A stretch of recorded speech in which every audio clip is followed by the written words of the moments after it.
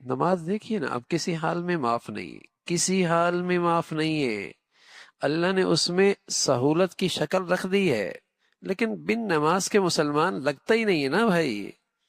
بھائی آپ سفر میں ہیں، چلو کچھ بھی نہ پڑھو، 17 رکعتوں میں سے آپ صرف اور صرف 5 رکعتیں پڑھ لو، 3 وتر کی اور 2 فرض کی، 17 رکعت، باقی سب معاف۔ ظہر کی 12 میں سے سب معاف، صرف 2 پڑھ لو، بس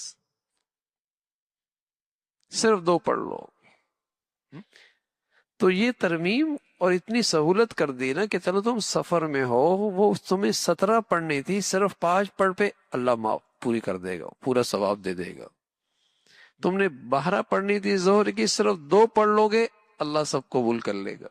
یعنی اتنی سہولت کر دی، 12 سے 2 ہو گئی، عصر کی 8 میں سے 2 ہو گئی۔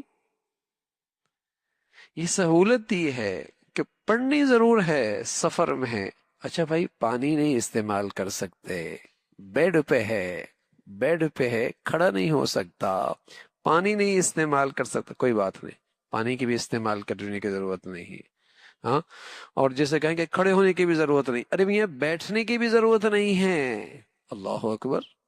لیکن چونکہ مسلمان ہیں تو نماز تو پڑھنی ہوگی، پانی کی بھی ضرورت نہیں، کھڑے ہونے کی بھی ضرورت نہیں، بیٹھنے کی بھی ضرورت نہیں، اسی حال میں نماز پڑھ لے۔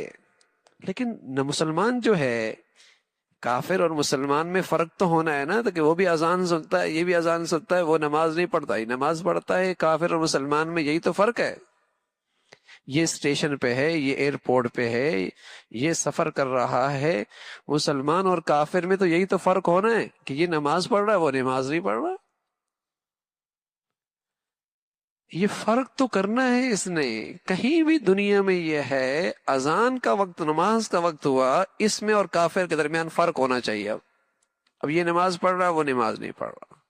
اللہ کے نبی صلی اللہ علیہ وسلم نے بتایا، نماز اسلام اور کفر میں فرق کرنے والی چیز ہے۔ پتہ چل جائے پورے اسٹیشن پہ یہ مسلمان ہے، پورے ایئرپورٹ پہ یہ مسلمان ہے، پورے ایئر لائن میں نظر آئے یہ مسلمان ہے، نماز پڑھ رہا ہے۔ اللہ کے نبی نے فرمایا یہ فرق کرنے والی چیز ہے، تو یہ تو ادا کرنی ہوگی۔ اور اگر بالفرض قضا ہو گئی تو سب سے پہلے اس کی قضا کی فکر ہو، اسے ادا کرے۔ اللہ عمل کی توفیق نصیب فرمائے۔